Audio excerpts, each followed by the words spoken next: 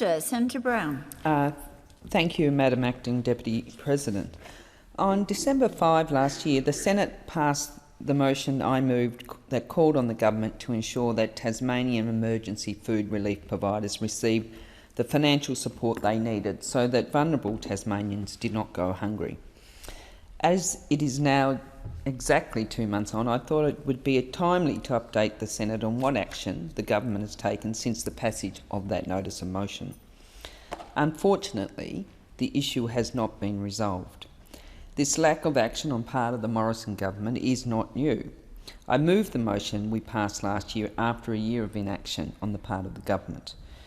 At the time, I pointed out that Tasmania was not being treated equally with every other state. Vulnerable Tasmanians were excluded from federal government assistance for emergency food relief. Tasmania was the only state in Australia that did not have on-the-ground operations from all three emergency food relief providers. Of those three providers that received funding support from the Commonwealth Department of Social Services, only one operates in Tasmania. That gap is filled instead by a local organisation, Loaves and Fishes. Loaves and Fishes meets 70% of the demand for emergency food relief in Tasmania. However, Loaves and Fishes have been excluded from receiving federal government funding support because they are a Tasmanian organisation, not a national organisation.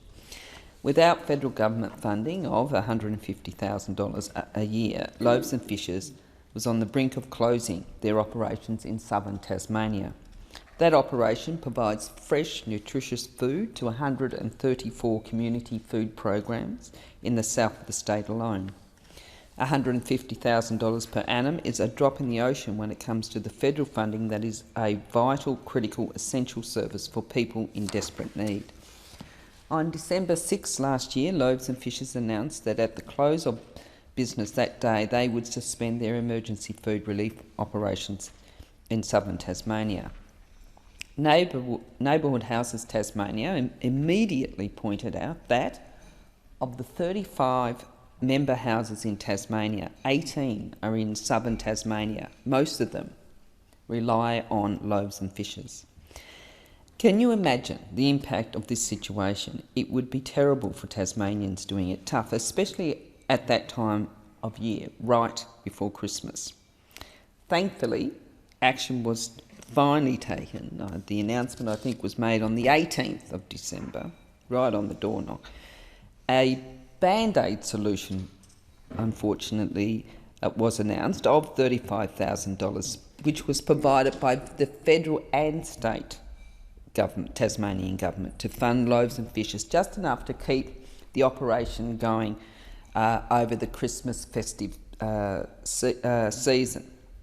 This funding represented long overdue recognition by the federal government that the crisis was real, the services weren't being delivered by anyone else, and that the federal government had a responsibility to act. Why this Band-Aid last-minute fix was welcome, it did not address the key fact. The fact that the crisis was avoidable and the federal government could have prevented it. Along with the funding, there was an undertaking by the Office of the Minister, Minister Ruston, to hold a round table with stakeholders in January to arrive at a permanent funding solution. That round table indeed took place. It took place on January 15, with Minister Ruston phoning in. I understand that Loaves and Fishes received no guarantees, but were told that within days there would be a response outlining a solution. That undertaking was given on January 15. January 15, the day of the roundtable discussions, my understanding is that the request was for a few days, and of course now that has turned into weeks with no response outlining a solution from the Minister's office. And still, to date, no permanent funding solution is being offered. Last year, I wrote to the former Premier of Tasmania, Mr Will Hodgman, and last week, again, I wrote to his successor, the new Premier, Mr Peter Gutwin. I have asked the Premier to contact the Prime Minister to seek a solution. I've written to Minister Ruston, I've written to the Prime Minister. On January 29, I received a reply from Minister Ruston, or a letter dated January 29. The letter outlined the facts and figures of national funding arrangements for emergency food relief. The same facts and figures known to all the stakeholders involved in trying to sort out this crisis. The same facts and figures that the Minister has already provided. I must say, ignoring the situation we face in Tasmania. Loaves and Fishes have been raising their concerns for over a year. It was crunch time in December. Even with 4 weeks funding to get through the Christmas, those at the round table in January were told it was indeed crunch time. But still, there is no proper ongoing permanent funding solution. The January meeting did not lead to real, meaningful, urgent action. Vulnerable Tasmanians deserve better than this from the government. $150,000 a year financial commitment is what is required. The services Loaves and Fishes provide are so important they are relied on by people in need in the Tasmanian community. Tasmania deserves an ongoing commitment. Last year's hunger report showed 18% more Tasmanians will seek food assistance in 2020. 40% more food is needed to meet that demand. Colleagues would also be aware that rental stress in Tasmania is the worst in the nation. No wonder vulnerable people are missing meals to feed their kids. Our vulnerable people face terrible choices: pay the rent, pay the power bill, pay the rent or buy food, feed the family but fall behind in rent. I repeat, this emergency food relief funding saga has a real impact on Tasmanians in desperate need. It's gone on for far too long. The federal government seems determined to wash their hands of this matter. As of last week, we've had another Band-Aid solution, this time from the state government. Their involvement is welcome, as is the short-term funding that they are now providing. The state announced 2 months of funding to keep Loaves and Fishes southern Tasmanian operations afloat through February and March. By providing this funding, the state government also recognises that these critical services are not being delivered by anyone else, nor will they. Nor will they be.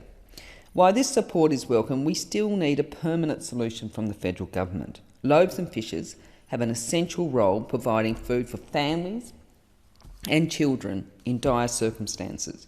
Today, I again call on the Minister for Families and Social Services, Senator Ruston, to please find a permanent funding solution for Loaves and Fishes. Please find a solution now. We've been waiting. Loaves and Fishes have been waiting for over a year for the government to act.